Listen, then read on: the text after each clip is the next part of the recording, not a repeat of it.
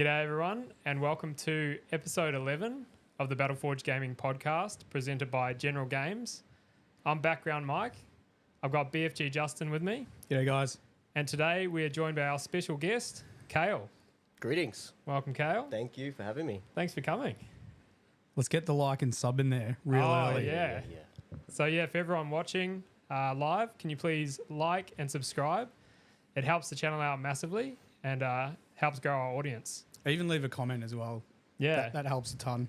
Yeah, any comments? We had a big chat before getting, sorted for the podcast, and I was like, got to remember that like and sub. I don't know if you had thought about it, but Not at all. well, No, we got not it at there, all.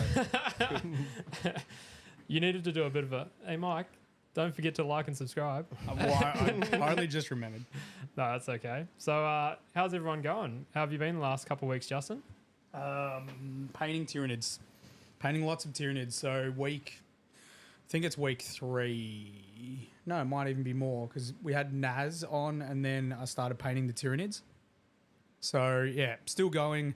Probably about halfway. Haven't lost my mind yet.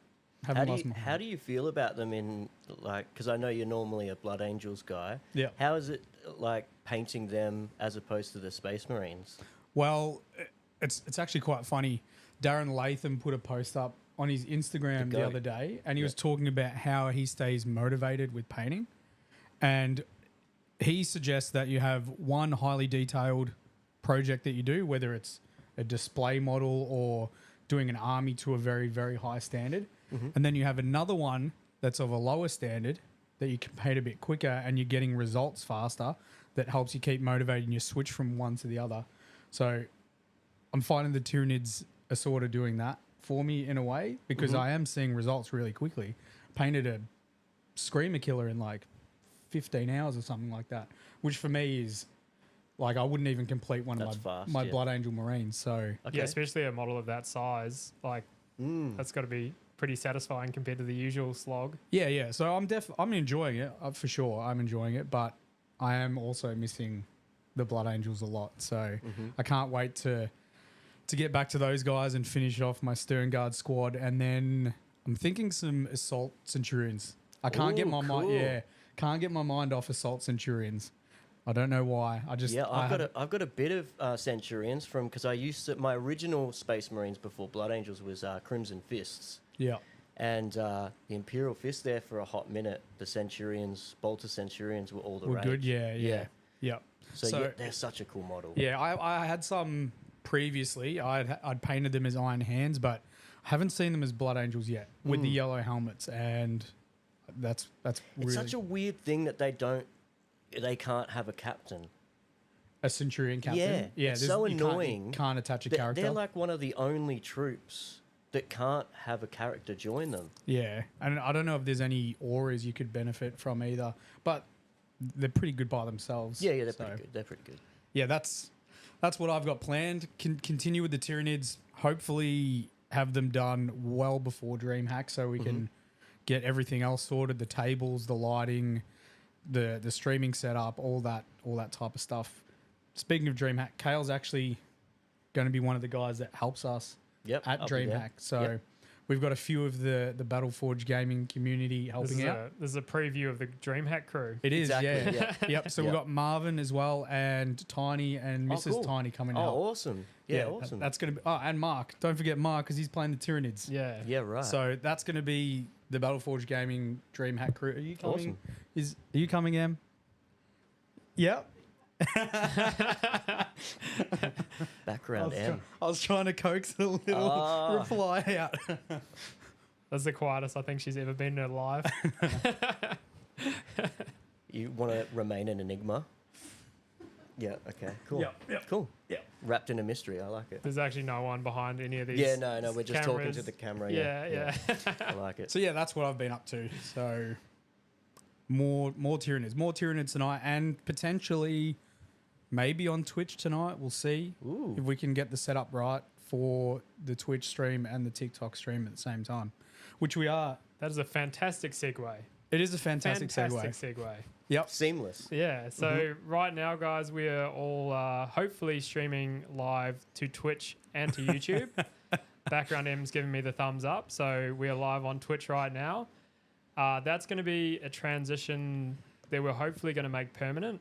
It'll be permanent for sure. Yeah. Yep, for sure. Yeah. We're going to still do TikTok stuff and Twitch at the same time, and we'll just see how everything goes. And it should really help push this towards, becoming more for Battleforge Gaming. Yeah. So It's very vague. I was very vague there. Yeah. So the new status quo, I guess, is going to be Twitch for the live stuff, like Justin's live painting, live battle reports, hopefully in the future, the live podcast, and then anything edited from that is then going to get pushed to YouTube. So people that miss out on the live can still watch it back nice and easily. And then Justin's going to simulcast, simulstream, multi-stream to TikTok as well, I think. Yeah, I did a lot of Googling before this one. So. I like it. Yeah, so that's right, isn't it, Justin? You're going to keep the TikTok core going. We'll keep the TikTok going. So the good thing about YouTube, I'm leaning in here, putting my cup down. So the good thing about YouTube is we can talk about multiple different social platforms, and they don't they don't shut you down. Not like TikTok. Okay. So TikTok, when it works really, really well. If I'm hitting the algorithm, which who knows how you hit that. Sometimes I do a post and I'll get 90 people in chat, and you make a whole bunch of new followers. Yeah, right. And then other nights it's like 17 people, just consistently 17. It doesn't really go above that, which for when you've got 14,000 followers doesn't always make sense. But we'll keep TikTok because it can be a benefit, but we'll also do Twitch. So we'll try and get everyone to migrate as many people as we can to Twitch. That is the idea, and get subs over there because financially it makes more sense for Battleforge Gaming. Yeah. We get ads, which we can benefit from. We're not going to pepper people with ads. We're going by what the guys chatted to us about. They recommend that we use about 4 minutes of ads in an hour. Okay. We could, I think you said it yourself. They were saying there are some people that do 20 minutes of ads in an hour, which is just, I think, taking the piss. That's a great way of getting no followers. Yeah, losing your whole community. Yeah. Do they do like any sort of, do they tailor the ads to like what you're doing? I'm not sure. Yeah. YouTube does. I know that for a fact. If you go over and look at our videos, you'll get stuff like the Tacticus, like mobile game ads, or Total War or something like that. Yeah. I'm not sure about Twitch. Yeah, I think a lot of those companies are doing smarter advertising where they are more targeted based on the user, but this live stream right now is our first foray into Twitch. I did a sneaky one the other night. Sorry, on my my phone. First foray into Twitch. Yeah, I did a sneaky on my phone, but I see how it is. Yeah. I didn't set it up right, so it wasn't good. Yeah. Tonight would be better. It'll be better. Yeah, but yeah, the Twitch thing, it's kind of cool from what we've learned. We got to have a meeting with one of the content developers from Twitch. Cool. So we got to have a chat and sort of ask any questions that we had prior to joining the platform. And I think the biggest thing for me was like subscribers don't have to watch those ads. So if you're a subscriber, it all goes ad free. If Justin triggers an ad or if we trigger an ad, you don't have to sit through that. You just keep watching the content. And if you have Amazon Prime. If you have Amazon Prime, you get a free sub. Yeah. And anyone who's watching this and doesn't use their Prime should be ashamed of themselves. Yeah. Yeah. Should come over to Battleforge Gaming. All one word. Yeah. If you've got Amazon Prime, that's a free subscription that's Amazon pay for. And you can watch your favorite content creators ad free. You get, I think, one free subscription per account, isn't it? Yep. And I think you can renew it every month to the Prime one, which is really cool. Yep. Yeah. So that's big news. Yeah, it's exciting. That's awesome. It's exciting. Well done. There's a lot of potential there, especially because we actually got approached by Twitch to come on over and give it a go as well. So that's so cool. I think that's a compliment in itself, and that came from the guy that is running DreamHack in Melbourne.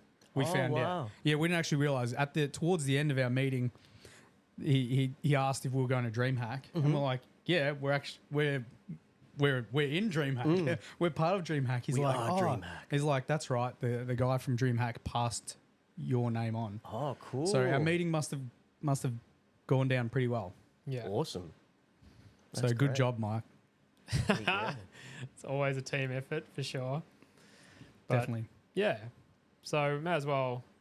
Well, what's Carl been up to? Yeah. What have I been up to? What have you been up to? I have been in nostalgia land for like the last month and a bit because the old world has emerged. Fantastic. And that is literally my first entry into the hobby was the edition that they're sort of basing the old world around. So I've just been working on my dwarves and just been super pumped and just going through them and I can't wait to get some games in. But other than that, I'm working on some Soul Black Gravelords for AOS, and then Blood Angels and Gene Stealer Cults for 40k. Nice. Yeah. You got a bit happening at your place. Yeah. Well, because I run the club and everything, it's good to have like heaps of things. So if people want to come play, they've got enough armies to choose from. Oh, nice. Yeah. Good one. That's fantastic. Yep. So that's what hobbying I've been doing anyway. Yeah. Yep. Yeah. Loving the nostalgia so far. Oh, loving it. Yeah. Oh, and two, I've been putting, because our local General Games in Frankston supports the club, and they donated a bunch of last edition's AOS stuff, like the box sets for the guys to put together and paint up for our miniature painting night. So that's been really cool. That's amazing. Awesome. Was that the box with the Nighthaunt in it? Yeah, Nighthaunt versus Stormcast. Stormcast, yeah. That's a cool box. Very cool box. Yeah, I was trying to like say to the group, like, hey, we should assemble these gold guys. How cool do they look? And they're like, no. The Nighthaunt stuff. I'm like, damn it, I was going to do that. But anyway. Love hearing about like hobby stores supporting the community. So that's shout out to General Games Frankston. Yep. Doing good things. Yeah. Doing good things. Another reason why we've got them as our sponsor. Just good group of people. Oh, they're good people, yeah. They're great. Yeah. And that new store is on its way in Chirnside Park as well. Awesome. Mike and I work at a company that does signage, and we installed the signage the other day for the now How coming. funny is that? Yeah. So we're out there the other day installing. So it's got some pretty snazzy opening soon. Yeah.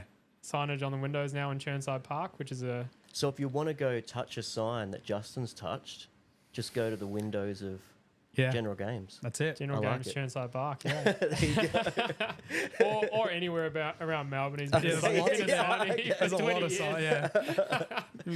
Bunch of people walking up to cars and just feeling them. Yeah. I like it. I've been working with Justin for 3 years, and I think I drive past 100 signs every day that he's had a hand in. So yeah, right. Wow, yeah, that's cool. Yeah. All right. So, what is the Kale origin story? So we touched on. I do like origin stories. I love them. I'm waiting for someone to come in and be the person that found the hobby themselves, because most of the time we have people coming and be like, "Oh, my friend showed me. Oh, my friend's older brother." Okay, yeah, I found the hobby myself. No, I didn't. I'm sorry. It's not me. Damn it, we'll get him one day. Yeah, one day. I can fake it if you like, but no. Mine started with my mum was a massive nerd for Lord of the Rings. Yeah. And so I used to read that and The Hobbit and stuff to us when we were growing up. So we already had my mum was too. Yeah? She loved The Hobbit. There you go. Yeah. There you go. Well, yeah. So we already had an affinity for fantasy and stuff like that. And I remember we were really POV growing up. And so we'd go window shopping at the local toy shop called Frank's Toys in Bayswater North. I remember Frank's Toys. Hey. It's where the hobby store is that we get our Tamiya from. Oh, is that where it is? That's where. Yeah, right. So I used to walk there, and over a weekend we'd peruse through the shops. And at the time, like, I think I was like 8 or 10 or something like that. And I was into airplanes, like the model planes and stuff. Yep. So, because I didn't know Warhammer existed at that point, so I was like walking around, and my brother saw wood elves because he had a massive affinity for the elves, and so he bought this little box of like archers, just the base archers, and brought it back, and we saved up all our pocket money and our thing, and I was into the dwarves straight away. I was just like, because I used to get the White Dwarf magazine, and I just thought the dwarves were awesome, and I sort of got one model, and I think I had this runesmith or rune lord or something, and I'd made up my own sort of rules to play a rune lord against a packet of basic archers from Wood Elves. And because I was the oldest, it went fine for me. Yeah. But yeah, it wasn't a very fair game. But what Kale says goes. Exactly. Yeah. Two up re-rollable save. Yeah. Absolutely. So, and then it sort of died out. I remember that's when I was turning into a teenager, I was starting to get into like sort of a rough sort of scene. And I remember I was looking for a game shop in Ringwood, because I went there to have a shot, and I was looking for something else for a present, and Games World used to be right next to Games Workshop there in Ringwood, and I saw the Games Workshop. I was like, what is this? There's stores for this? Just a store of miniatures. It's not just like some random shelf in Frank's Toys. This actually exists. And I was like, whoa, and it blew my mind. And that was like, I think 4th edition fantasy. It was just before Bretonnian Lizardman box set came out. And I think 40k at that point. I remember seeing you could buy all the box sets, like the Space Hulk and Epic and 40,000. And I think that was the one with, what's his name? Typhus, I think, is on the... Oh no, what's his name? The Blood Angel dude that's got Tycho. Yeah. I think Tycho's on the front of the box set. Yeah. Versus some orcs and stuff. I think it was 2nd or 3rd edition. Yeah.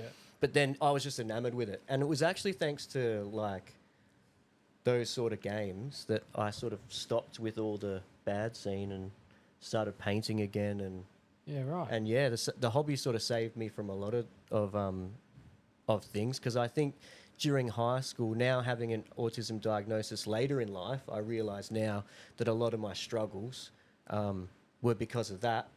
And if you look at sort of high school, your social importance or social status is never more important than in high school. Yeah. It's like blown out of proportion, right? And so with people on the autism spectrum like myself, that's where you're most distant from the rest of the world. You know, you have the most difficulty with social understanding, and that's the most important it is in your life. So it's where you feel sort of most segregated and much more of a minority. And that was sort of manifesting into, kind of crappy behaviour. Become very alienated and everything. Sure. Yeah. When everything's so much harder for you to achieve than everybody else, it seems to be, it just becomes hard to maintain that motivation to keep on doing it. Yeah. So, but then also I'm a nerd. So like when I found Games Workshop, I was just like, well, this is what I do now. I've found my thing. Yeah, this is it. Yeah. And a great segue into why I think the hobby is important and why I speculate that or ASD and neurodivergence is not really a minority in the hobby is because it's so accepting, and it sort of embraces any weird and wonderful people, which I think is awesome. And it's why later on, when I started my club, I wanted to steer people on the spectrum, neurodivergent people, to the hobby, because I think it's a great outlet for creativity. Yeah. For myself, like meditative practice is really talked about. And I can't meditate. I'm just boring. Like setting on like ocean music and sitting there, no thank you. But when I'm miniature painting, that's meditation, right? Because the world goes away for 10 hours. Yeah, everything goes quiet. Yeah, and so I was like, oh, this is such a great thing. I want to share this with other people. And so, yeah, that's sort of how the club came about.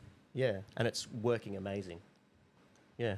Fantastic. So could you explain to us and those listening what the club is that you've started? Because obviously we've touched on a little bit now, but so it's basically what I wanted to do is set up a social group for people living on the spectrum to like create opportunities to create meaningful relationships, and really just create a safe space where everyone's the same. Because when you're a minority, you're always in a world where everyone's different to you and there's very few that are like you.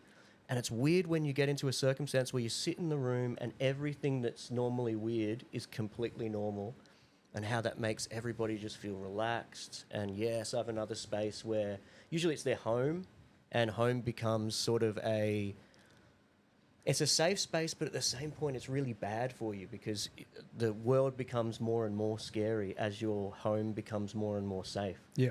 So having a space where you can go somewhere else, have people be like you, that was the idea behind the group. And then also to get them into hobbies which they can immerse themselves in. I think, for some neurodivergent people like ADHD, having busy brain when you're trying to go to sleep is annoying as hell, right? But if you're into Warhammer, you can be creating army lists in your head. It's not just painting, but you're like sitting there going, oh, what if that goes with that, that goes with that? Mike's smiling at. Is that at you? Mike's that's you. Mike's smiling at because I've thought about getting tested for ADHD or any form of the spectrum, because that is literally what I do when I go to bed. So I can sit there and I don't even need to go to bed to do it, but I paint models in my mind and I know exactly how they're going to look before I paint them, which is fantastic for my painting because it really helps with my color schemes.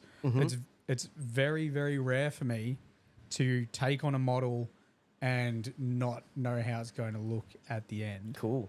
So... Well, you know what? My diagnosis came not from me seeking it out. It was totally by accident because 2 of my children have ASD, and when we're getting them tested for it, because you have to get funding and all this kind of stuff to get extra help for them, and I'm doing the test and I'm like, that's me, that oh crap, that's me. And I was like, okay, I better get this checked out. And that's how I got my diagnosis, because people from our generation, we just didn't, it was just, you were just weird. Well, yeah. So you weren't anything but weird. Yeah. So this is going to be a main topic of what we're talking about in this podcast. We're not here to try and offend people. It's all coming from a place of wanting to make this much more aware to the community. Exactly. So I agree. I went to school and there were kids and I was friends with them. You were just like, they're a little bit strange. They're running around the schoolyard and they're pretending to be an ibis. And I was just like, that's a little bit weird, but he's a nice guy. So at that stage, people didn't really get diagnoses when I went to school. You're just like... I think ADHD was just different. coming in. Yeah. ADHD was starting to become a sort of thing in the 90s and stuff like that when I was in school. But yeah, it's great that it's now... I think we're in a stage now where autism is accepted as a thing. Like, it's not... What's that? A lot of people know that it exists. There was in the a stigma behind it for a while. For sure. So I think we got to that stage. Now it's about, the problem with us being introverted naturally as people is that there's not a lot of spokespeople that can be like, I am autism, because people think it's like, they think it's the Big Bang Theory, like that. Who's the main guy? What's his name? Sheldon. Yeah. They think we're all Sheldon. We're not all Sheldon. There's levels of it. Do you know what I mean? So that's why it's called a spectrum. Exactly. So I think the more people that get out there and they can see, oh, actually, autistic people are just people too, but they just have certain things that are hard for them, like lights, sound sensitivity, all these different things. I most definitely get sound sensitivity with some things. Yeah. Mind you, I think I've found ways to sort of deal with it a bit more, or I'm a bit what's the word I'm looking for? I've just found that I can manage quite well. What you mean to say is masking? Yeah. And that's what our generation learnt to do really well. Yeah. Unfortunately, that's got a life expectancy on it, because at some point you'll probably collapse into a pile of heat. And and the reason for that is it's not great, because you're faking all the time. Yeah. Just so people are aware, I'm not faking when I'm on. I'm not faking when I'm on stream. I'm not saying that. Yeah. No, you're definitely all out.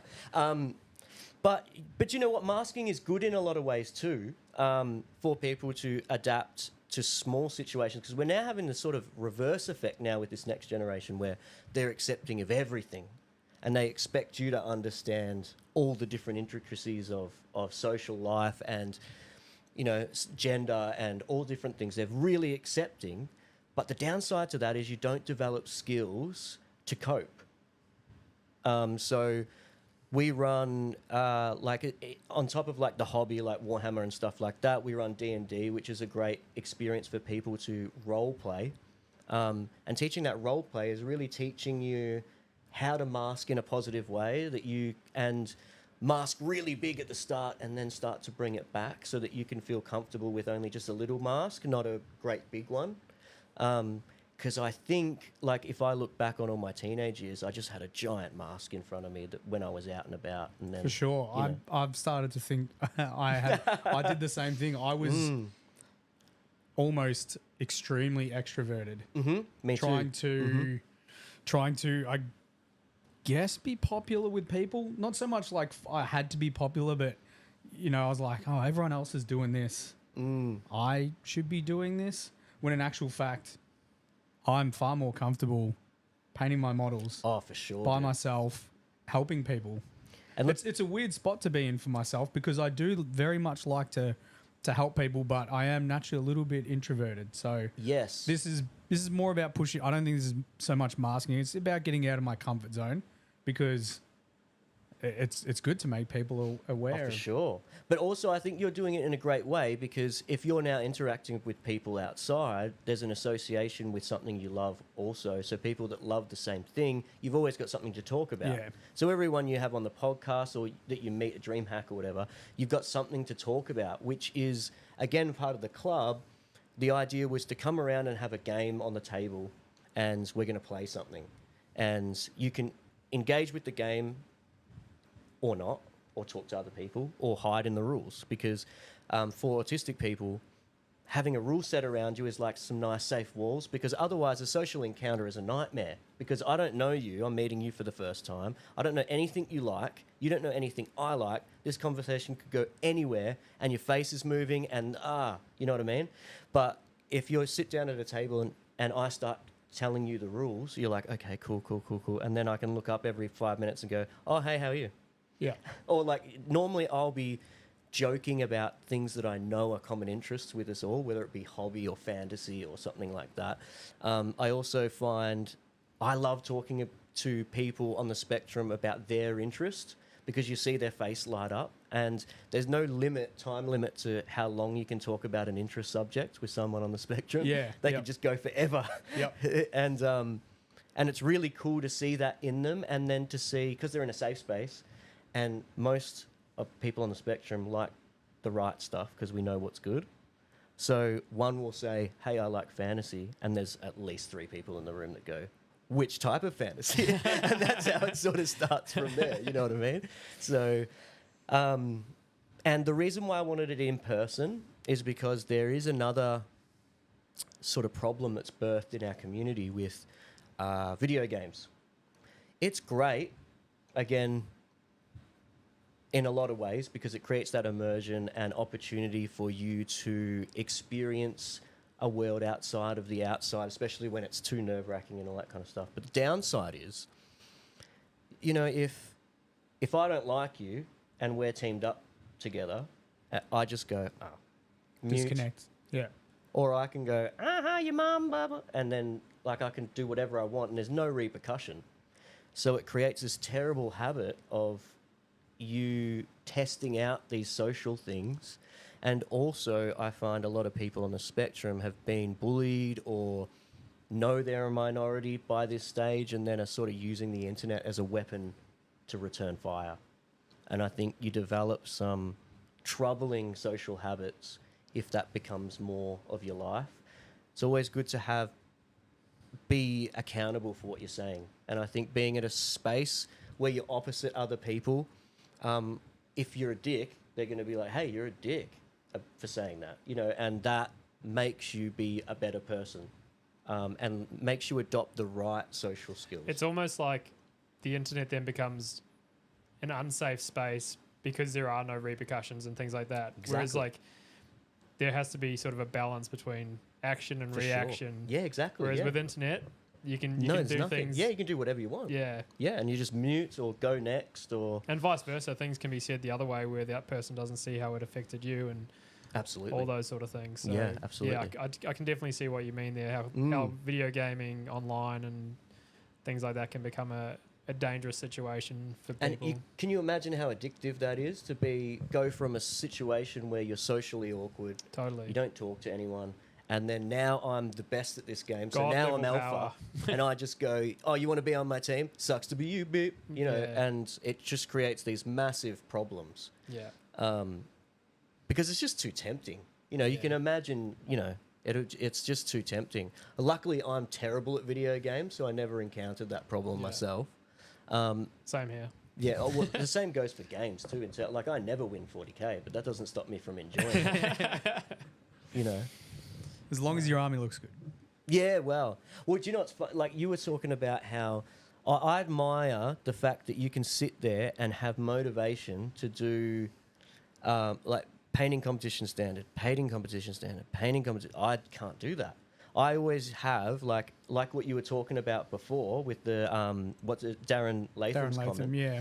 I often do that. Like, I've got a piece that I'm working on now for a painting competition, and I did the airbrushing and stuff, and then haven't touched it because the dwarves started, and I'm like, screw it. I just want to do 20 Thunderers in a day. Like, I just want to smash through them and I like doing just a bit above tabletop and getting a nice big batch of something done, and then go back to doing a leg.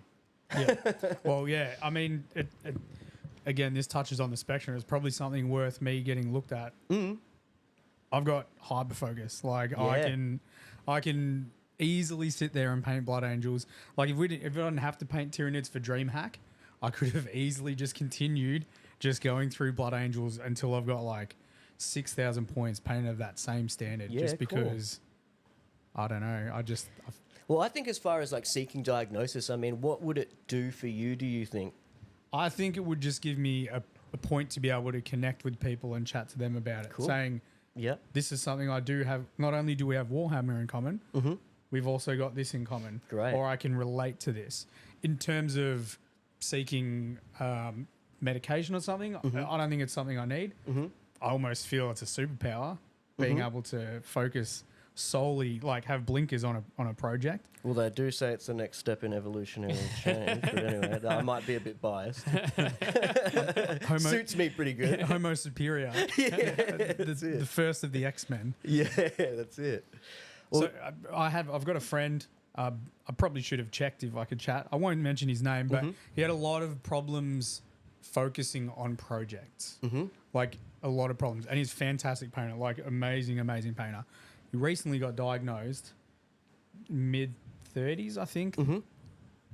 Did get some medication, and now he's like, my life has changed. Everything has changed. I don't have to binge eat on things. I see things more clearly. He can focus on an army now and paint it. Yeah. So for a long time, he was like, I guess wondering, oh, what's wrong? Why can't I focus on this army? And it's all changed after getting a diagnosis. That's a little similar to my story, although I actually found it was a massive positive thing for me because for a long time I required to function normally to go to gym every day, to paint miniatures, to talk miniatures, to look at miniatures, to watch things. And like, I used to feel guilty for having all of those things. You know, I'm married, I've got kids, I've got a family, and still hobby does take up a lot of my mind space. And I'd feel guilty about that. And then when talking through my psychs and getting the diagnoses and stuff, he was actually saying, you've gone about ticking all of the mental health boxes without knowing it. You know, you found a meditative practice in miniature painting. You found people like yourself in the gaming hobby. And gym is a great, healthy thing for people on the spectrum to go do number therapy, they call it, which I have a theory that number therapy is what list building is with the point system. which just makes you relaxed and feel awesome. And like, I don't know, I get dopamine when I write lists. I love building a list. Yeah. Lists are great. Anyway, and but I stopped feeling guilty then, because it was like, oh, that's why I do that. And actually, I'm doing the right thing. It's like completely changed my mindset. I've felt the same. I felt the same thing. Felt the exact same thing. But you know what too is a lot of people, and this is an important thing with the autism spectrum, is there is still a massive stigma on medication, and for the right reasons in a lot of ways, because we get a lot of input from the States, but we're not the States. Yeah, we're not all on high strength painkillers. Yeah, there's some of us are, but we're not like the States. And I think you'll find, like, even I don't know your case, but say if you did get a diagnosis and he said, well, why don't you try, because you got busy brain when you go to sleep, why don't you try melatonin? Because for starters, if you're autistic, you don't actually produce melatonin, so you can't get to sleep naturally properly.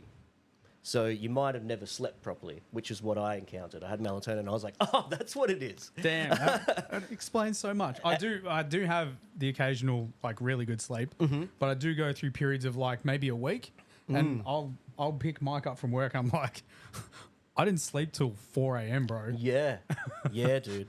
And you know what? You're playing, like, if that's the case, and like I always say to people who are, because I constantly come in contact with people who are like, I'm starting meds, and I'm like, great, see how it goes. You got to run a gauntlet, try different things, and see what works for you. But otherwise, what do you want to play life on hard mode? Like, I don't get it. Like, if something can help you be productive but also relaxed, like, you know, busy brain is great, it's fun, but it's also annoying. Like, when you want to get some good sleep and you're like, I know that blood angel list will work, I don't want to get up and check it. Do you know what I mean? Yeah. So there's times when it's good, there's times when it's bad. Medication is just something I've come to accept as part of my life. And I don't have a stigma towards it, because it makes my life a lot easier, makes being able to be present, and helps with, you know, being part of my family and giving time to them. And also, I think adopting that non-stigma approach to medication, then if they need medication, I'm open to it, rather than opening that whole can of worms, you know, being adamant I don't want them to be on medication, but then they need it. Because you quickly find out, especially now, how engaged I am in the community, that it's not only available, but it's necessary in a lot of cases. Because there's some people out there, there's a lot of people out there in unreal amounts of anxiety on a daily basis, and it's just, you just shouldn't be going through life like that. It's just so hard. So the more skills we can give them, the more, and I think the Warhammer hobby especially is just like, bring all your weird and wonderfuls, we don't care, just as long as you, I'm not a fan of the actuallys. They're a part of the thing, but anyway, I won't go into that. But I mean, we can go into it. Yeah, we yeah. can go You like the you might actuallys? have to fill me in on the actuallys, because I haven't been in the hobby long enough to know. Okay, so the way I've always built my armies is like, okay, let's start with what's cool, right? I have to have that dude because I have to paint him. I have to have her because I've got to paint them. And then how does that work in a list? Okay, build a list around it, right? Yeah. Then there's the kind of people, the actuallys, are the guys that sit there and they go, let me look up the latest statistics on win percentages, and it seems that I will take that army with this amount of miniatures, and I will rock up to my local game store, and they won't see me coming. So this is the Necron player against Alex. Yeah. So it's basically Actually, Alex. No, so there's a thing that happens at local gaming stores, and it's something we've spoken about a little bit, and it's also something I'm against. It's people that are wanting to bring a net list or a tournament level list to a casual game. Ooh. And I think that prior to playing a game with anybody, discuss what type of list you're taking. I don't encourage tailoring whatsoever. That's just as bad. But simply by saying to your opponent, hey, Kale, I've got Arc coming up this weekend, and it's a pretty casual tournament. You get benefits for it being a casual list. Could you bring a similar list? Yeah, I'll bring 120 neophytes. Yeah, thanks, Perfect. Man. Thank you. Or I'm thinking of going to the LVO. I'm going to go to the States. It's competitive. I want to finish highly. I'm building a list that is of a tournament level of difficulty. Like it's hardcore. It's designed to hit hard. Can you bring one equally as hard? I think there just needs to be little discussions in pickup games before. But you know what? I don't find actuallys go to those. Actuallys realm in the... No, they don't. No, they don't. They want to go to a casual gaming store and stomp someone. They want to stomp 12-year-olds. They want to... They love it. Yeah, they want to... They want to do the noob smash. They want to get an empty win, and it amazes me that's... They'll never participate in a tournament ever because they don't want to lose a game. Does that like blow your mind that that's someone's psychological state, that they're like, yeah, let's go beat up on some 14-year-olds today? I'm 31. I'm not surprised by that. I am and I'm not. Like, I know it's part of humanity, you know, but I'm just like, I'm surprised by it still, that it's a thing. It's just the win at all cost guys. And yeah. But they're not invested enough to actually go to these LVOs and do any of that stuff. No. It's weird. I think so weird. It's something that we've kind of touched on before, is it might be a little bit of that video gamer mentality. Maybe. Where there hasn't been... Because we're talking about a lot of people in the hobby have issues with social interactions. They may not feel comfortable calling that person out on what they're doing. And those around them, also in the gaming store, may also not feel comfortable with that type of interaction. So these people have gone unchecked in the hobby. Yeah. And then you're just getting... it's just instilled with them that they're just getting rewarded every time they do that. Yeah, but what tends to happen to those guys is they find that they just don't find pickup games. Yeah, well, that's what happens. Word literally goes around, and they don't realise it. No. I mean, they should probably be called out. Maybe this is something we should enlighten to people. If you know someone, they have to be a person that plays like that. Let's be clear. It's not someone that's brought a friendly list and has scored extremely high on objectives. Sometimes that just happens. Sometimes you just lose like a really bad loss. And sometimes when you're doing the rule of cool, it accidentally is amazing. Yeah. So that happens too, but I'm happy for that. Like, I remember the guy that I play with, Shane, he brought his sister's all flamers list. He's like, I just want flamers. It's like, oh, you can take nut flamers. And I was like, yeah, sweet, do that. Let's fight it. And it was just, I was GSC, and I couldn't get anywhere near him. Yeah, he just flambé, barbecued me. But I'm cool with that because it was a narrative that he wanted to go down, and neither of us knew where it was going, and it's just fun. But yeah. It's the actuallys are kind of a blemish on the intentions have a lot to do with it. I think like if you're coming to a list and like you said it's an accident, like you just get blown out of the park, blown off the park, whatever. You're going to be fine with it. You're like, yeah. You can tell. But then the guys... You can tell on their face, too. They're like, oh, my God. Yeah. That'd be, yeah. The well actually are definitely... You are. They've planned it. They've planned it. They've been waiting all year for this moment. Yeah. If they don't absolutely dominate you, they're sour. They're sour. Yeah, here's a new kid. He's picked up his combat patrol box. It's time for Eldari Night Spinners. Nice admech there, Mike. Interesting. Dude, we'll have our first game and you will pump me. Yeah. It does get rid of one of the greatest moments in hobby, though, and that is tricking it actually into believing that you're a noob and then smacking him in a game. Which is the most glorious thing. I've actually had friends... vigilante justice. Yeah. I'm like the Batman of Frankston. So he's probably in chat right now. Tiny is a Batman, so he's a Batman. So he's a Batman. He'll get steered towards someone like this. Yeah, and they're like, "Hey, you should play this guy." And in comes big 6'7" Tiny, and I love it. And he puts them in their place. And I've got a friend that does the same thing. There's people that go around and all they want to do is get these wins. They'll either not get a game, or all of a sudden they'll come up against someone and tournament player. The game will not go the way they thought it will. Wow! But that's kind of like you do need that to balance it out. Like that needs to be that reaction or that consequence of playing like that. I think otherwise you'll always have the noob smashing as part of the hobby. Yeah, and to be clear, I'm fine with the tournament list in the right in the right setting. Yeah, in the right setting. It's got it in the name. Yeah. It's a tournament list. Yep. Yeah, that's right. And I mean, this is not to say too, like if you happen to want to paint what happens to be a tournament list, I'm all for it too. Like if you literally built a tournament list without knowing it, rocked up and smashed me, you can tell on someone's face if they don't know what it was going to do. Like my brother played Eldar when it just came out recently, or not recently, but when it just came out, and we played a game of it, and he's like in the first half an hour going, "What's happening?" He's like, I make them all. You're dead. It's like, what's the point of this? I was Blood Angel, so like I had no hope. Yeah. But it was just like he's like, oh yeah, but I run out of these by turn 3. So he's like, that's the equalizing thing. He's like, turn 3? There ain't no turn 3. There ain't no turn 3. It was amazing. We're just sort of sitting there going, oh wow. But yeah, you can tell when someone doesn't know what their list is gonna do, and there's some people who've been waiting for it. Yeah. And I think the big thing for me personally is I hate to hear it happening to newcomers to the hobby.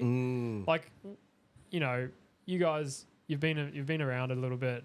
If you came up against someone like that, you know, it wouldn't deter you from the hobby. It wouldn't stop you playing the hobby necessarily. The thing is, I've played enough of the game to know what I'm versing and what it's capable of doing. And quite often I won't even play that person. I was just about to say, the last game I had, a guy set up opposite me and I said, oh, you win. Don't worry about it. Yeah, and I'm not there to win, but No. I know what that list is capable of doing. That's pointless. Yeah. I'll just save myself 2 hours of listening to you tell me your rules. Yeah. Like, stuff that. Yeah. That's especially against new players, because we had an example of Alex playing, and we've had a few comments on Instagram to that post, the one about the noob smashes. Majority of them are all positive. It's just like one guy said, my list is really, really good. And I played this newer player and I smashed him. I didn't mean to, but it was just what happened in the game. What can I do for that not to happen? Because he didn't want it to happen. And we just simply pointed out it's about reminding your opponent, hey, are there any abilities you can use? Are there strategies you can use? You don't want to tell them what to do exactly because people aren't going to learn that way. But remind them if they've got abilities, or, hey, that thing can move, this can jump on this objective. Just give them little pointers. And then we had some people that were just jerks, some guys that thought they were alpha males saying, oh, what do you call Alex? I don't know, something derogatory. Just said, harden up. When they don't actually realise, as a 12-year-old, when you've put all your time and effort into some models, and then you go down to Games Workshop and the first dude you meet is an actually, and they just pummel you, you're just like, well, this hobby's not for me. Yeah. And all of a sudden, there are less people in this hobby.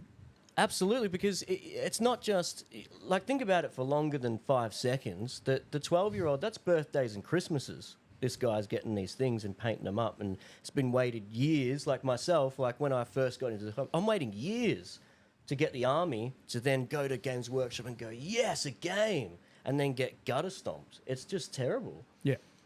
And you don't need to be a pushover by all means. No. But at the same time, realise the situation you're in, who you're playing, and you could win the game still. Just back it off a little bit. Help them learn the game. I've got a really cool rule that I've instilled at the club. If you bring a tournament list, everything's in deep strike till turn 3, and I find that sorts them out pretty quickly. Go as hard as you like, but not till turn 3. Right. So the softer list can run on the objectives. Get a bunch of victory points first. Now you're playing catch up. Yeah, that's exactly right. So, how long have you been running the club for? So we started just before COVID. Yeah, and then COVID happened, and that would have put a Is this a job? Do you do this as a job? Yeah. So this is my main job. Yeah.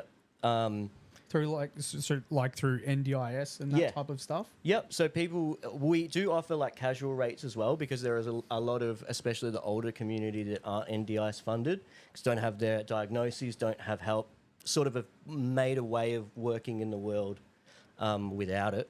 And then for NDIS participants as well, we have we facilitate them as well, and it's basically just 1 to 3. So one teacher for every 3 participants. We try to make sure that all of the teachers as well either have an autistic diagnosis themselves or have a family member or are very experienced in that field, understand behaviours and how to deal with them and how to help people who are having meltdowns and stuff like that, and anxiety. And we also like to...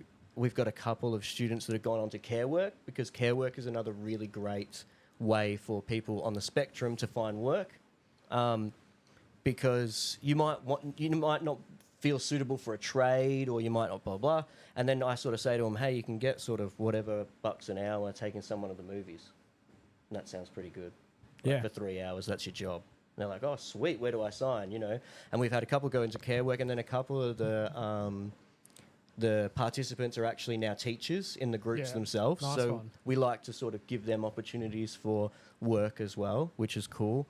And yeah, that's basically how it works, 1 to 3, and we have different programs on different nights.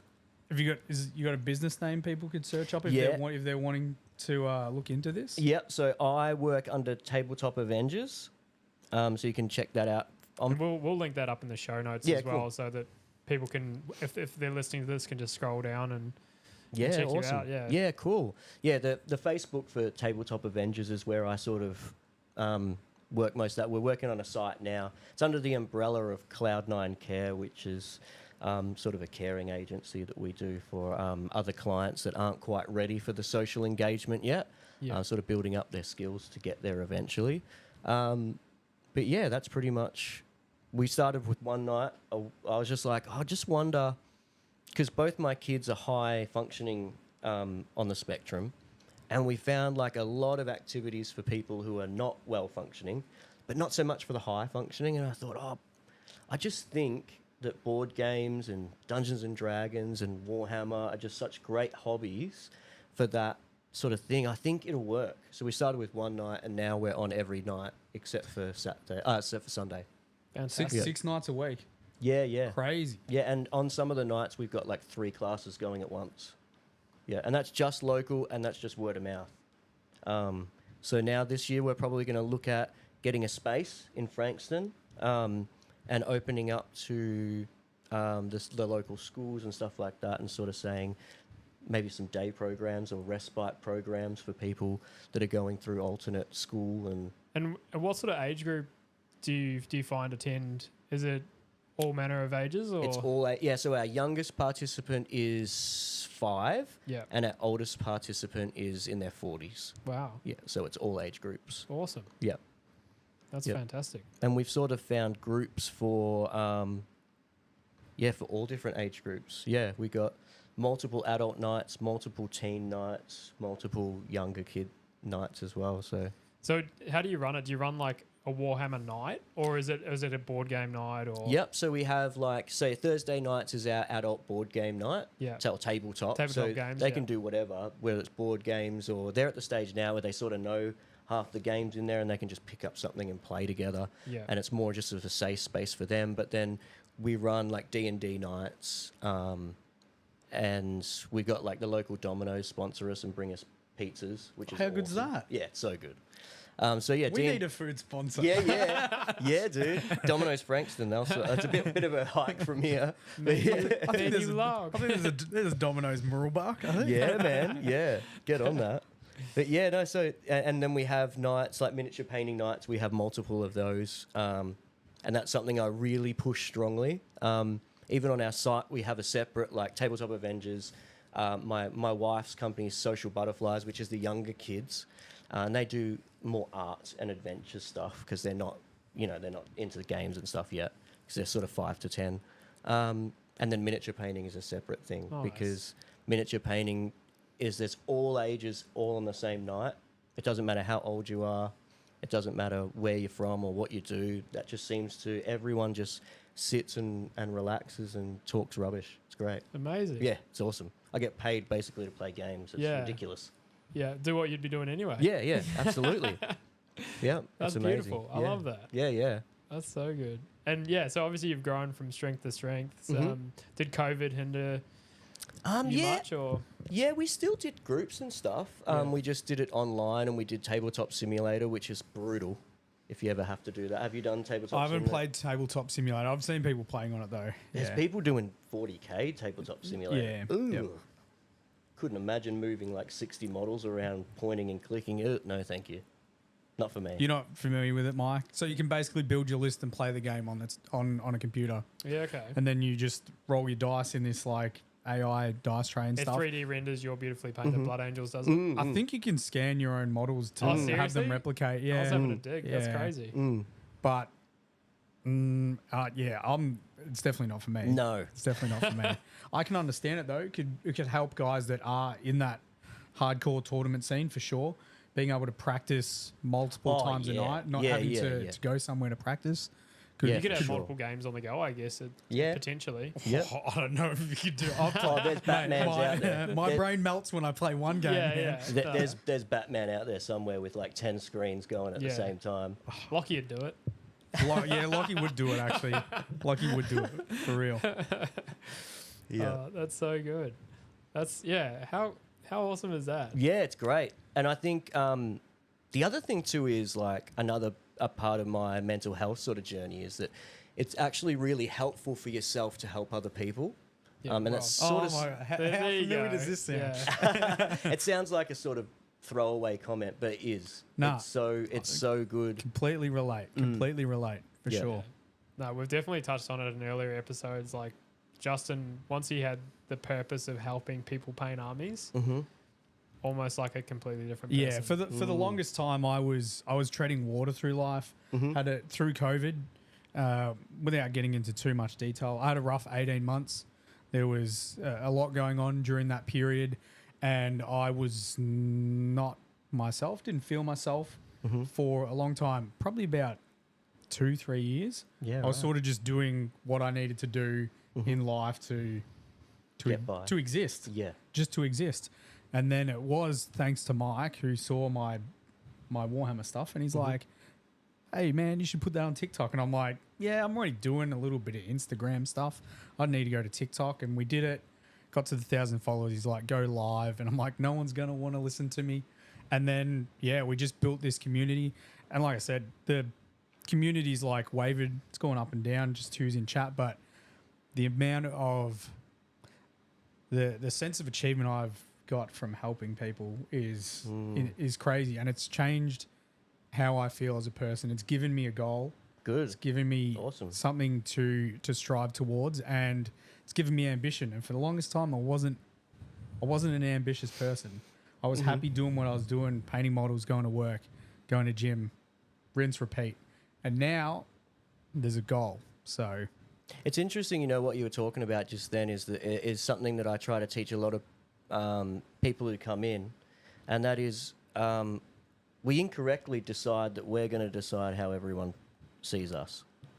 So Justin's going to decide how Justin is to everybody. Yeah. And no one really needs him, or I don't feel like I need to do anything. And then someone else goes, "Actually, Justin, that's rubbish. I think you should do this." And it's when you shut the door to how you feel about you or how you think people perceive you and open the door to maybe maybe I have something to offer, that you see actually there's heaps of people that want to see what you're doing. And I think everybody has that. And I would say that to anyone who walks into the club. I'm like, "Hey, you got something to give to everybody." And it's funny, it's usually the ones that people like the most, and the people that enter the room, they're like, him and her, I'm not sure, but I like him. It's always that guy that has the really bad self-worth issues, 100%. I couldn't agree with you more in that sense, that it's more often than not, it's the person that thinks the least of themselves that actually has the most to offer. But like you said, every single person, without fail, has something to offer. Sure. Absolutely. Totally. Except for the actuallys. They'll become aware one day. They'll self-destruct at that point? No, they'll become aware. And And it happens. I'd like to think of an island where only the Actualies exist, and they have to play each other. To play each other, yeah. To the end of time. That'd be a great TV show. And then it would just be TV show. It would just be a bunch of like 30 guys on the island, all with Warhammer armies, not wanting to play each other. They're all badly painted. Because there's a chance I might lose. Warhammer Island. I'd watch that. I'd watch that. Yeah. How's the voting system work? And maybe it's like that you vote for the most popular guy gets to leave the island. So it's like a spit on the actual thing. So it's like, no, everyone still hates you. You got to stay. Damn. Hey, patent it. We can do it. We'll speak to Channel 9. Is that going to be one of your shows on Twitch? Maybe. Warhammer Island. We were gonna do battle reports. We could just do that. To actually scrap the battle reports. Yeah. Actually battles. Oh, but where would we find such people? Yeah, you don't have to look too far. I think it would be as simple as putting a post up saying, tag and actually. Or just go to the local General Games or Games Workshop and say, can you give me a list of your 10 actuallys? Yeah. I'll go, no worries, just rock up on Saturday. You'll see them lurking around the kids' table. Oh, wow.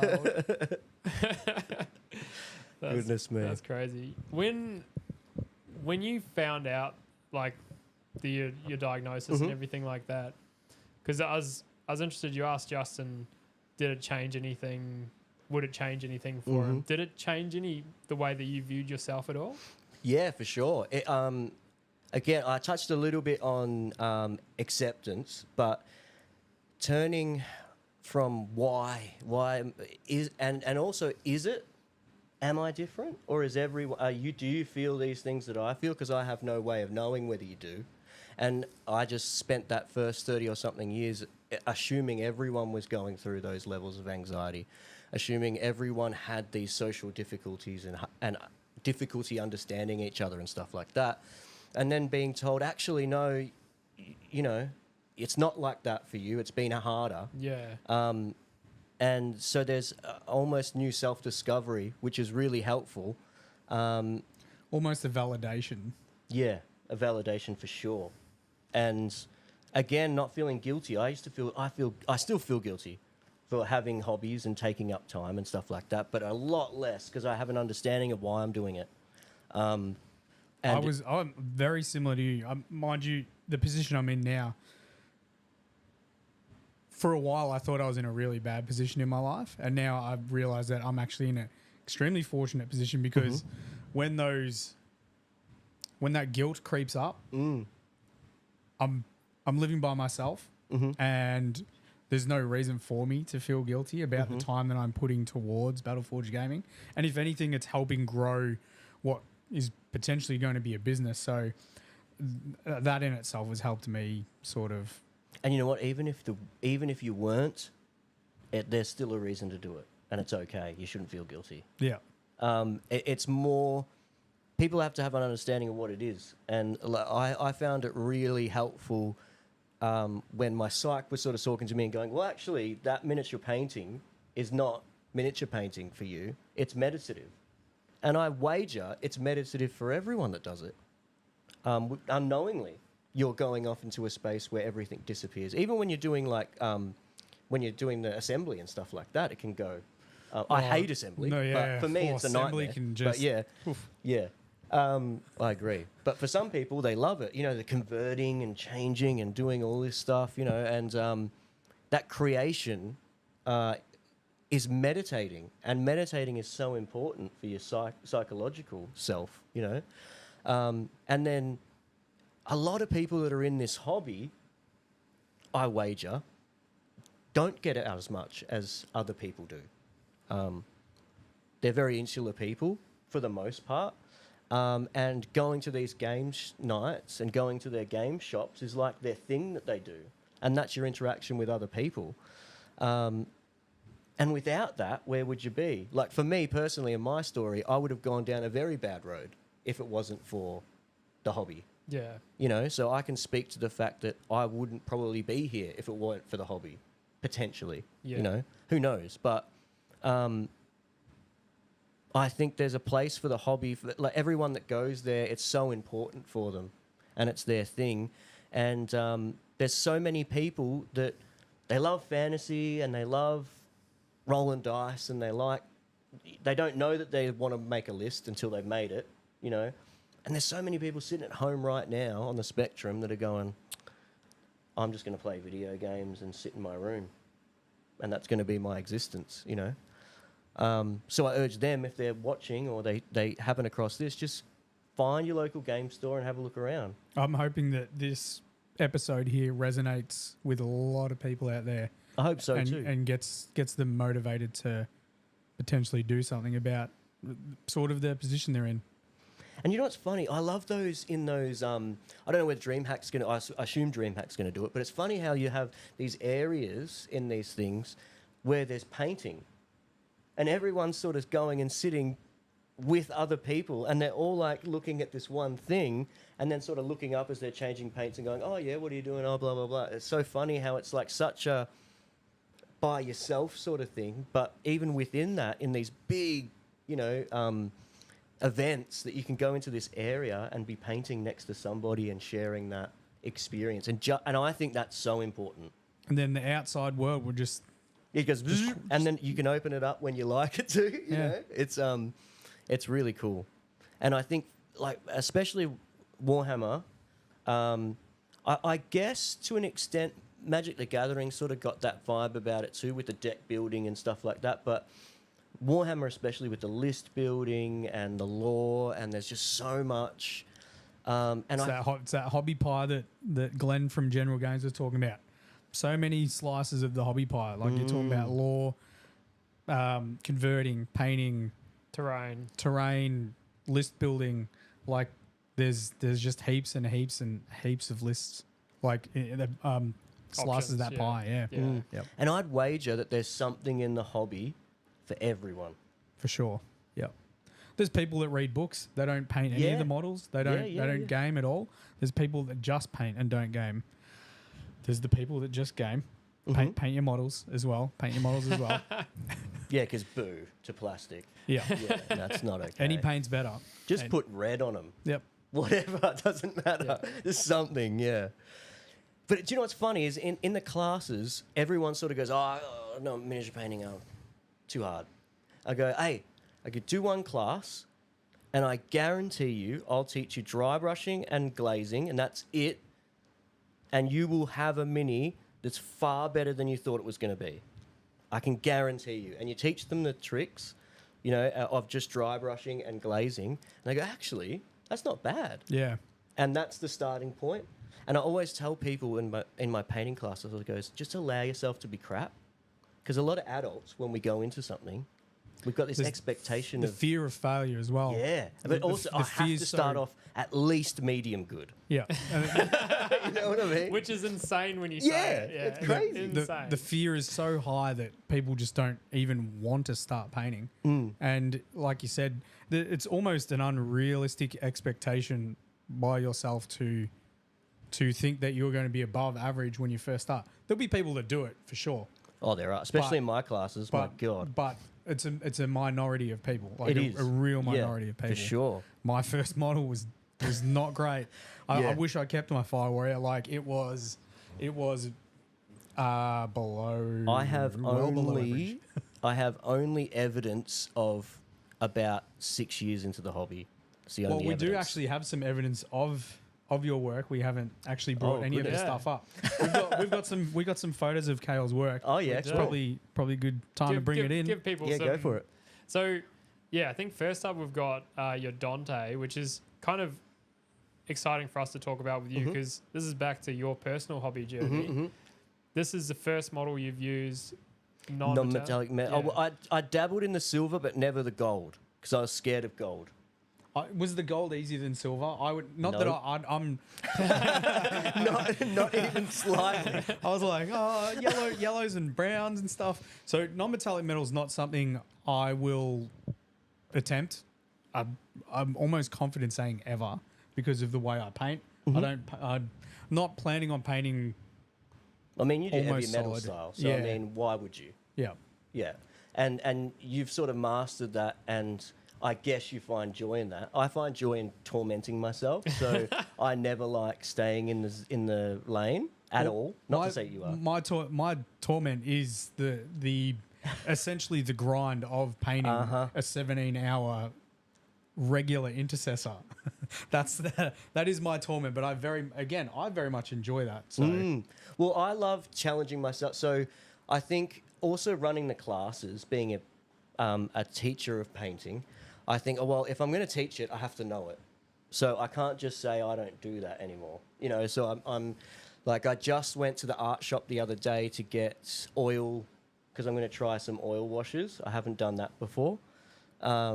So some models, I have to apologise in advance, are going to get some terrible oil wash treatment. but there's only one way to learn. There's only one way. You got to be crap before you're good. there's a couple of people that are just like, I'll try this and it's amazing, but like that's not me. Well, that's Kieran from that is Kieran from last week's podcast. I have no patience for those people. He picks something up and he's like, well, yep, that looks like I've done that for 10 years. Oh, great. Oh, good for them. That's not me. How long did your Dante take, do you think? You got an idea of how long? I would say 20 hours, which is a lot for me because I usually pretty fast, but I halfway through Dante, there's some other pictures on my IG of me starting him, and I got those, you know, the headset with the magnifying things? Yeah. I was like, I draw the line at that. I'm not putting on them because I don't want my wife to see me wearing them because I feel like it's a relationship ender. It's an image you won't forget. Because I look like the guy from, you know, Honey, I Shrunk the Kids. Where he's got the, that's what I felt like. But then I was like, I said to my wife, I'm like, look, I want to kind of get next level with what I'm doing. Turns out it reignited your marriage as well. So there you not only did it advance your hobby, it's also definitely did that. Yeah. It turns out my wife loves magnified eyes. Yeah. No. I love how large your pupils are right now. Yeah. Oh, they're so dreamy. No, but I sort of looked at it with the magnifier and I was like, well, that's the worst thing I've ever seen. And so I started back on him. So, but it does help me level up straight away with those magnifying things. So that was awesome. And I'd sort of been going with like cheap airbrushes as well. Yeah. And they're a menace to clean and it's just a nightmare. Anyway, they're so inconsistent and all that. And I thought, no. I was talking to my wife about it. She's like, well, just get the stuff you need to get that next level. So I was like, right. And don't tell me about it. Yeah. And don't show me the bill. Yeah. And I said, I'll just get a really nice airbrush, which has been amazing. It's so like. Which one did you pick up? The CR Infinity. Yeah. So I think Infinity's the one that Cult of Paint maybe did a collab with. I believe they must. I think Angel Geraldez has his own. His brush is insane. Like so mine's the step down from. It's not his one, but yeah, the same sort of thing. Yeah, man. I see his thing, and it's just what the. That's if I've got an infinite budget. I'm picking one of them up for sure. Yeah, very very cool. But yeah, that helps you level up straight away. You know, quite often some of the things are the tools that you're using. You're sort of hamstringing yourself. You know, like you use the step up from the standard Citadel brushes. Yeah. I use the Artificer. It's probably one of the most frequently asked questions. What brush? And it is a sable hair brush. The Artificers. So it, you know, I haven't used the Kalinskis or the Winsor Newtons or any of that type of stuff, but it would be comparable to those. And I do recommend that people, when they're getting into the hobby, get yourself a good brush because it makes a world of difference. The only caveat with that, and it's similar to an airbrush, is make sure you do the maintenance work. Clean your brush often, clean your airbrush often, because it will last a long time if you do that. So don't be worried about committing that sort of finance towards a more expensive product as long as you look after it. Yes. And then it will look after you. Yeah, you know what? That's a great thing to say. Yeah. Because if you're going to not wash your brush, don't get an Artis Opus or an Artificer or something like that because you'll trash it within 3 uses the same as you'll trash a $10 brush. Yeah. But once you learn how good brushes can be, you learn that you are hamstringing yourself not using it. Yeah, it definitely won't. A good brush helps you paint better. It won't make you a better painter instantly, but like you said, it's not going to hamstring your hobby. Like and wet palette again. That's another one. 100% inclusion. Good lighting, really, really good lighting makes a huge difference. People don't think it does, but dude, being able to see absolutely every single area of your model and the colors that you're actually painting, so daylight globes, like don't go under a blue office light, don't go under the warm romantic like yellow light. Leave that for dinner. Oh, nice. Yep. Daylight globe, so you know the colors you're painting, and that's how it's going to appear when you've finished it and played. So with it on again, your tabletop. wife's not going to appreciate the daylight globe, but No. it's better for your painting. It's better for your painting. Yep. Get the candles in the warm. Yellow lights for dinner. Yep. Yeah, That's it. I like it. Good tips there for dinner. That's good. So What would I know? yeah, right. So the Dante, the NMM Dante, that how did that come about? Was that something a student like a Heavily inspired by my Dante, obviously. Yeah, 100%. No, I always wanted to do that model. yeah? And You're a Blood Angels. I'm a Blood Angels guy, but yeah. I started Blood Angels a little bit later because I did Crimson Fist Army, and then I did Necron's Army, and then I did GSC. Yeah. And then I was sitting around because I've always had a thing for vampires. Not a I weird mean, thing. who hasn't? And then I was like, wait, Blood Angels? They're kind of vampire-y. Well, they 100% are, yeah. And my friend keeps telling me they're not.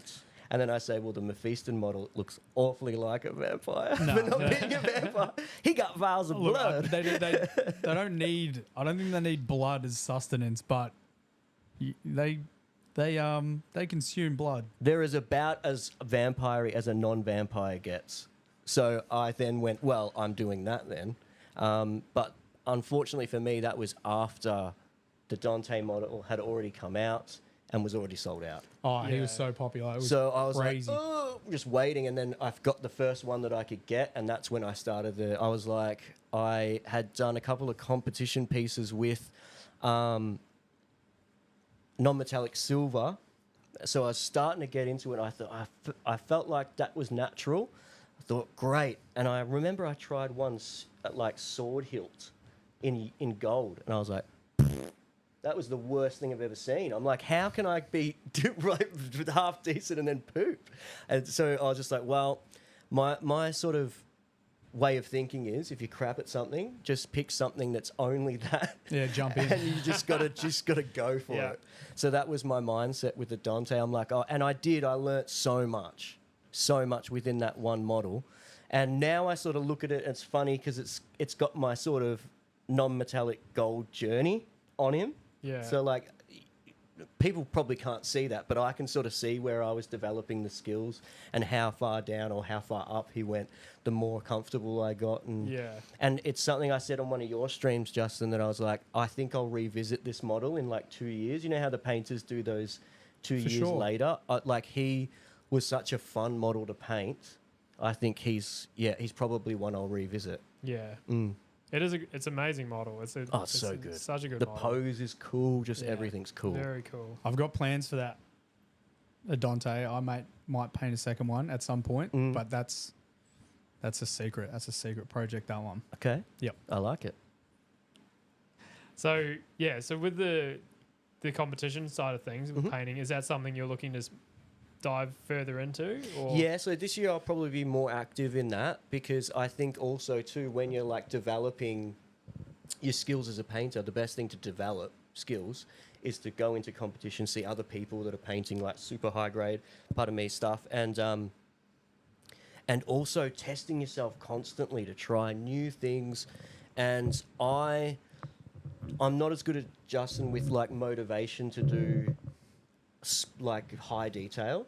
Like I really like Tabletop Plus. That's sort of where I sit. Like it looks good, but I can get through 10 models in 2 hours. I really like that.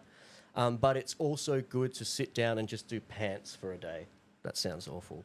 Yeah, like hone into one tiny details, part of the model and then do that for a whole I was session. going to use a different example and be like, paint a helmet for the day. And then I was like, actually, that's, that's worse. just do that. That's great. Excellent. So yeah, I think again, like try things that I'm not good at. So I'm not good at like competition grade necessarily, because when you go to competitions, you see a whole new level of things. But also just trying things that you don't know much about. When you're doing competition stuff, and I watch a lot of YouTube clips or tutorials like Justin's and stuff like that. When you're looking into it, they use a lot of reference piecing and stuff like that. So that's another thing I never used to do. So non-metallic metal's great for that, because I was like looking up curved way metal reflects. Yeah, and I mean, you can find multiple different art, because different artists paint non-metallic differently. And so, Dante's a great example of that. Like Angel, there's a bunch of them that done it. Yeah, Flame-On's is ridiculous. Oh my God. Dude is not human. And he wears the same glasses as you. There you go. So, yeah. So he's obviously successful with the ladies as well. I think he saw you wear them, and then he was like, I need to get some. That explains everything. Yeah. It's catching on. It's catching on. I need to get some of those glasses. Oh, dude. Don't look at anything you've done, though. Nah. I actually... So, I used to have an LED ring light, which had a magnifying glass on it. Oh, yeah, cool. And I painted some Dark Eldar with it, and it's obviously a learning curve to be able to use that and know when you're actually making contact with the model, because it's a little bit different when it's like just natural hand-eye. But even back then, I painted some extremely thin edge highlights when I think about it, when I was maybe 3 or 4 years into the hobby. So it was probably almost comparable to what I do now when I'm trying to do my like crispest lines, which is weird now when I think about it. I didn't really think about it at the time. I don't think I'll use them, because I don't need them, but I'll maybe one day. Think of how finer you could get, though. Do I need to go finer, though? If I ever did a competition piece, I would. But the competition I would enter would more likely be a Golden Demon type of competition, because that is geared towards heavy metal. Yeah. Except the absolute echelon of heavy metal painting. And I think myself too, like what brought me actually to your stream was the fact that I wanted to get better in that heavy metal style, because I don't paint in that style at all. And so it's good to see people that are really comfortable with that style. And I've since watching your stream subscribed to a bunch of ex-heavy metal artists, and like Darren Layton, I follow him as well, just to see that different style of painting. I think there's never a skill that you shouldn't learn. No. You know? But sometimes the certain paint styles aren't suited for you. Like there are guys like Flame as an example. He's non-metallic metal. He doesn't paint heavy metal. He doesn't need to. He's found his niche that he's really, really good at, and he has leaned hard into it. So I think he could. He could for sure. Not saying he wouldn't, but like he's found success in what he's doing now, and that's why I like to make my tutorials for people and put them up on our YouTube, so people can look at the way I paint, and I try and make it seem achievable. I know that getting a fine edge highlight is a lot of work to get to that point, but I also want to make it so people can see it and be like, geez, that's not as intimidating as I thought it was. I can give that a go. And we received a comment of a guy that literally worded it that way. So awesome. Looking at other people's stuff, using it as a reference is a fantastic way to improve as a painter, find the stuff that you like. Don't compare yourself to them. Please never ever do that. Comparison is the thief of joy. You will destroy your motivation. Oh, for sure. But find someone, be like, I like that. I want to aim to get there. Having that as a goal is fantastic. Yeah, for sure. Yeah. 100%. Excellent. Is that something you sort of teach at the club, where like does anyone come in with expectations and things like that, do you think? I think so. I think there's because a lot of the people that come into the class, usually they'll see the miniature painting class and they go, I'm really good at art. Because we have a lot of people that are really good at like Jean, who watches your stream a lot, she's really talented at her art on her iPad and stuff. She does, I'm going to get it wrong, anime stuff. Yeah. But they do that and they're amazing. And I think they came into the class expecting to sort of be that same level of amazing and straight away. Yeah. But then, and they're now a great painter, but not at the beginning, and that's all right. But then it's about enjoying the process too. Quite often, I mean, not for them because, you know, they're still young, but for someone like myself who was going to start the hobby tomorrow, we don't have to start things from scratch very much anymore. You know, we're sort of established in our life. It's kind of nice to start something new, don't you think? And like learn something and be crap and then not be crap anymore. It's kind of cool. It's about pushing through that stage as well. Don't give up when you paint your first model. Don't paint that first model and be like, oh, this is so bad, because almost everyone was in the same spot. And then it's about pushing through and improving little bit by little bit. You don't want to. I think it's a really bad habit of looking at the box art and saying, I want to achieve that. Painting your first model, having it suck, and then being like, I still want to achieve that. Having that as the goal is fantastic. Look at the areas you can improve on though. Your colours all bleeding out onto other areas. Is your like gold aquila on the ultramarine chest like spilling out over the blue? Mm-hmm. If it is, that's a simple area you can just work on. Mm-hmm. Work on tidying that up. You can work on doing a recess shade to add depth to your model, and then work on cleaning up the edge highlight. Just marginally work on a model. Don't work on it as a whole. I mean, I think the Dante is probably a good example of yours. Like you said, there was progress through the model each step, and I'm sure when you progressed each area, it was because you're like, this worked here. Yep. I should be doing that more. Yep. Instead of being like, oh, this Dante model sucks, painting it all at once. Oh, for sure. And do you know what? I think the internet is a great thing and a terrible thing sometimes. And I think if you're starting out, don't put your models up there. Because if I put my first model I painted up and went, what do you reckon, guys? I reckon there would have been at least 3 or 4 comments to say, you know what, it's not for you. And I might not have done it. Another really good example, again, Darren Latham, which he's going to come on the podcast because I just keep dropping his name. But he was talking about painting models for display. And one of the things was seeking advice from, I guess, more experts in the industry. Don't put it out to the wider public. I saw that post. Don't put it out to the wider public because you're going to get a whole varied range of answers. There's actually just waiting for you to put it up. Yeah, and again, it's that bell curve, right? There's a bell curve. When you first get into the hobby, a lot of the time people feel they know everything, right? And then the bell curve goes down as more experience happens, and you end up being there's a bunch of hobbyists that sort of just do their own thing. They don't really socialize with people. They don't really tell other people what to do.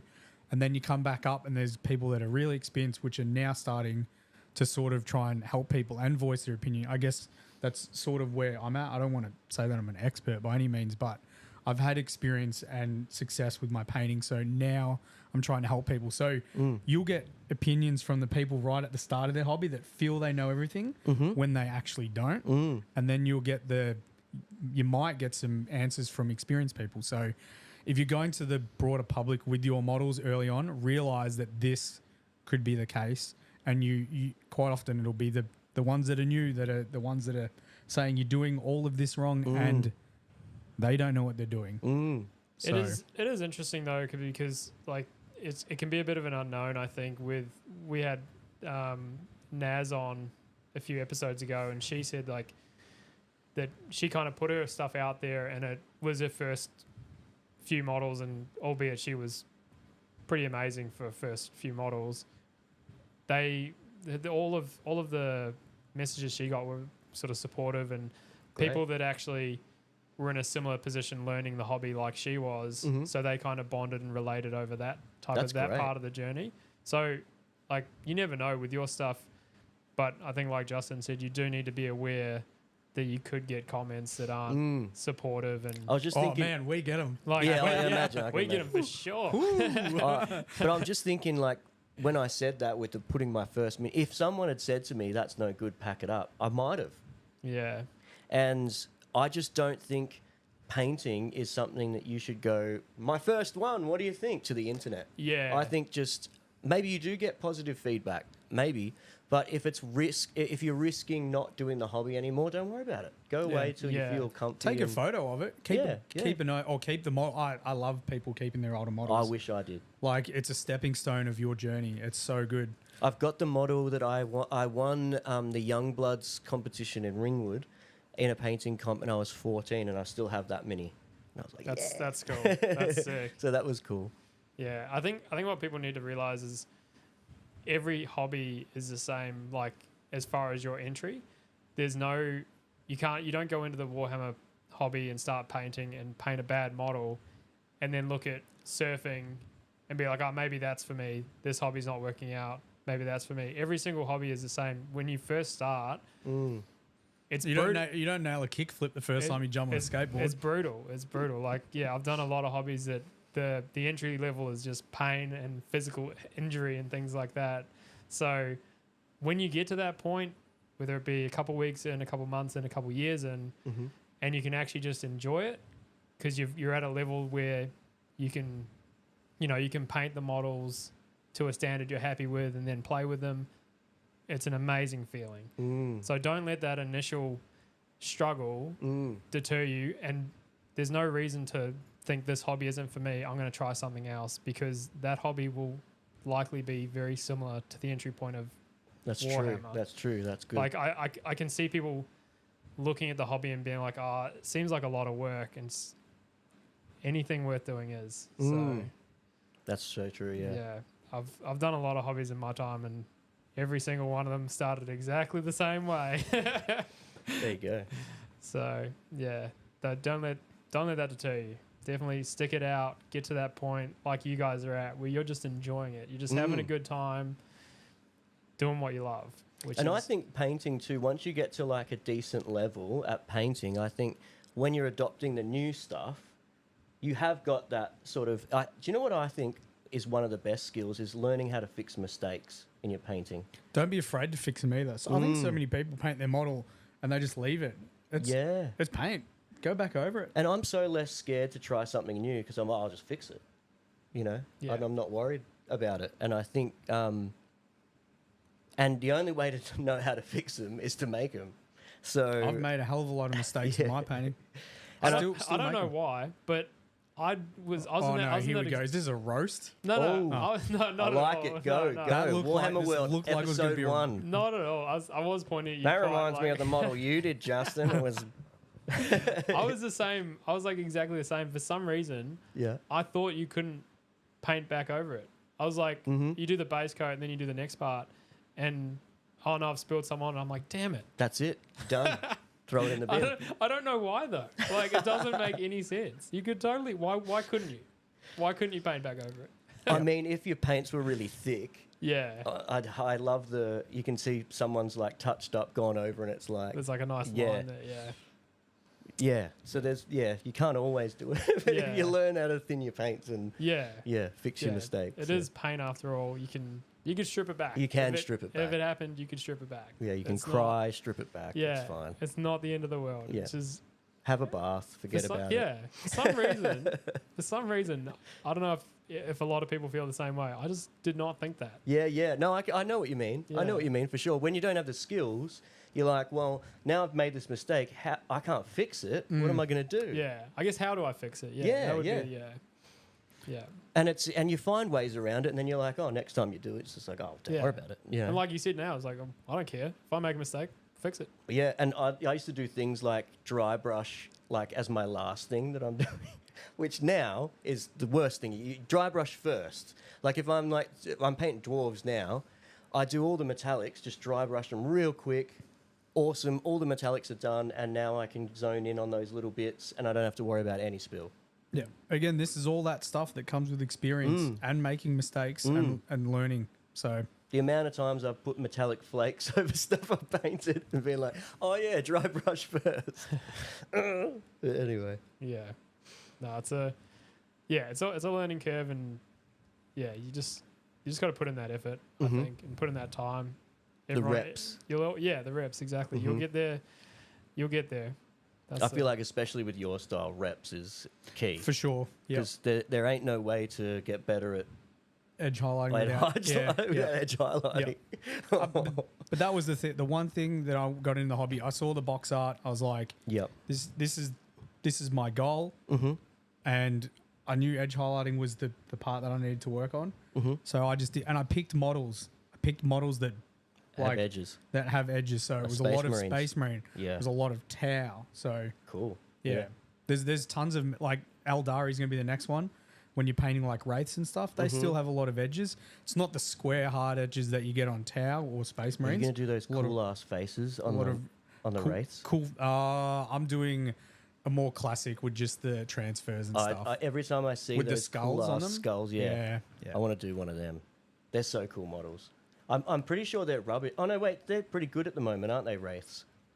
Wraith Knight was busted, and then they fixed him. I think with the Spirit Seer, Wraith Guard, and Wraith Blades are okay. All right. I don't think they're the strongest, which is completely cool with me because I don't really care. And I've always liked the Wraith models. Cool. Yeah. They're so cool. Wraith Host is going to be cool. It's going to take a long time though. That'll be like end of next year type of thing when I've got like a sizable force, but they're expensive models points wise in game, like 190 points. So I won't have to paint that many up. Nice. And you can always dump a Wraith Knight in there. I think he's like 500, 400 points. That's a quarter of your arm. Yeah, that's a big point sink there. Oh, that's cool, man. Yeah. It'd be interesting to see when you get to the Eldari. Yeah. Well, I've got lots of Blood Angels to do before then. We need to paint lists for battle reports. So, yeah. Awesome. When do you, is there a ballpark of when that's going to go? We're thinking mid sort of year, I think. So DreamHack is obviously goal number one for us. That's a big, we want to do a really good showing there. When and where is it? So again? DreamHack is on the 26th until the 28th of April. So 3 days is the Anzac Day weekend.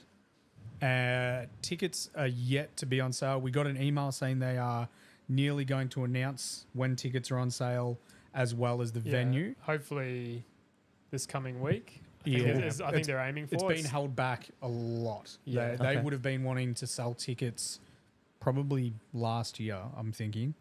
But the Victorian government have been, I don't know, delaying the announcement or something. Yeah, right. So I think they've just been signing on for a new extended term new contract. Or something like that. So they've had to get this done, and then every year after this one should go a lot smoother, I think, for them. So yeah, we'll be doing some battle reports at DreamHack. Oh, cool. That is going to essentially be the precursor to battle reports, doing our actual battle reports. Awesome. So mid-year, hopefully, fingers crossed, we'll start with smaller lists. It won't be 2,000 off the bat because it's very hard to paint a high standard army, and that's sort of what I've asked from all of my friends because we want to very much show off the work painting, of people. Sense. We want to stand apart with that type of stuff. So yeah, cool. Hopefully mid-year battle reports start happening, and awesome. we've got some big ideas for them. Oh, that's cool. Which we'll announce at some point. Yeah, cool. I was trying to get some info for us, but I couldn't get it. We'll try. We'll see how the DreamHack stream goes. Hopefully, it'd be amazing. That'll be, again, that's another thing. It'd be a learning curve for us. We've never tried to stream a game, so it's all things involved, camera angles. Yeah, well, we've streamed games, but not to this extent. Not to the extent. Yeah, I mean, it could just be me holding your iPhone. We can do that. Nah, it's not going to be that. Be like, I thought these guys were going to be serious about it. It's BFG reports. On a bigger scale. You get there, and it's just a bigger phone. Yeah. Look at the size of the iPad. That's great. Yeah. But yeah, that's what your year's going to look like, isn't it? Year's booked out, yeah. That's great. It's only Feb. Yep. Nah. Yeah. Great. I mean, it's good to have the plans in place to get where we want to get. Yeah. So I was chatting about it on stream the other night. It sadly looks like I won't be able to do a tremendous amount of passion projects anymore because we are trying to create tutorials and battle reports, and that's requiring me to paint specific models for tutorials, which is fun, gives me a palette cleanser, and they can have a little bit of a passion project. You know, the next ultimate guide is going to be a salamander, which is a model I've wanted to paint for a long, long time. Yeah, awesome. So that in itself is a passion project, but you know, if there's a model that comes out that I want to paint and it's in a different faction, there needs to be a reason for me to paint it, because my time is quite valuable when it comes to what miniatures you paint. Yeah, that makes sense. So, yeah, that's me for the year. I'm awesome. done. All That's my great. stuff's booked out. Yeah. So what's next for the club and Kale? Yeah, so I think the rest of my year is going to be chasing up a space for us. I think will be really great. It's Tabletop Avengers. Tabletop Avengers, yeah. Yeah, so chasing up a space for us and working on some day programs as well. Yeah. Just growing, and I mean, the whole idea is to help as many people as we can. And what started off as a sort of idea, wondering how many were local, now understanding that there's a massive need for it, just even in the Frankston area.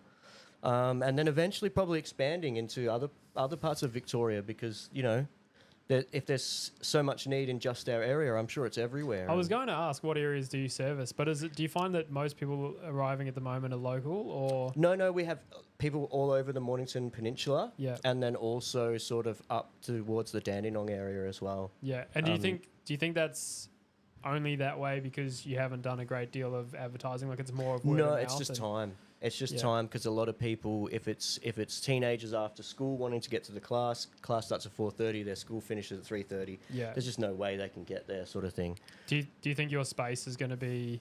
You're obviously going to keep situated in the Frankston sort of area. Yeah.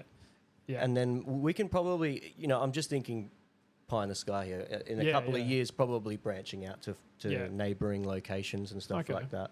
Fantastic. Because it's to service a need that's out there, and to service so many people, and to think of, I've got, 75 people or so that come to the club, and literally 90% of them didn't leave the house for years. And to think now that they've got friends, we got people who started relationships from the club.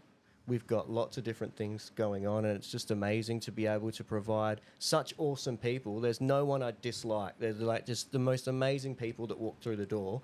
My wife and I always tell each other, don't fall in love with this one. And then they come in and we do, like straight away, And it's so lovely to be able to know that those people are now not by themselves and can experience life. And the more that I think that there might be some more people like that out there, the more incentive it gets me to drive to do more. Well, it must be so rewarding to sort of pass your message on that, life doesn't have to be that hard, because you know that it doesn't have to. Yeah, exactly. Like you've been through it yourself. So. Yeah. And I think that's important too, like having teachers and people with a lot of experience in those sort of things that have gone through mental health crises and understands that doesn't mean that you're not a person, or it doesn't mean that you're lower than other people. It's a part of life for people on the spectrum, and especially for our generation. Uh-oh. There's a little it's the dog. puppy. There's a little dog. Hello. It's like an IRL Twitch raid. Puppy! Yeah, especially with people in our generation that sort of didn't do the whole diagnosis thing. It's really important to know that it's out there, Yeah. Yeah. Definitely. Yeah, cool. Is it cool if I go bathroom? Yeah. We're about to wrap up. That's it. Yeah. Awesome. So, that pretty much brings us to the end, doesn't it? Yeah, Awesome. I think Zayda's giving us the curtain call. But thank you everyone for tuning in. That's live on YouTube and Twitch today. Thank you very much to Kale for joining us. Oh, my pleasure. Thank you for having me. I really appreciate it. Tabletop Avengers. Yep. I'm loved hearing about the program. Oh, awesome. I'm glad to thank you so much for having me on to share it, because it's an important thing to just get more voices out there about it. Absolutely. Yeah, the more we talk about it, the better. Mm-hmm. I think it's everyone deserves a voice, and it's just very cool to hear about it. Amazing initiative. Oh, thanks, man. Yeah, well, you know what? It's just nice to be like, if you sit down to someone and someone goes, "Oh, look, I'm autistic," and you're playing them at Warhammer. If you just know, maybe he's got a light sensitivity, maybe he's got sound sensitivity, suddenly these things become normal things that you think when someone says, "I'm autistic," the better it is for us. The more acceptance that naturally happens because there's more knowledge. Yeah. So it's great thank you for guys for having me on. That's all right. To be able to talk about it. Yeah, definitely more knowledge about that type of thing, the better. Because you can be more compassionate, more understanding. Yeah, exactly. More awareness. More aware. Yeah. Totally. It doesn't help. It doesn't hurt. Totally. Yeah. Yeah. But, fantastic. And next episode, episode 12, will be solely on Twitch. So if you're not on Twitch yet, jump on there now. It's Battleforge Gaming, all one word. And we'll see you next time. See you guys. Thanks, everyone.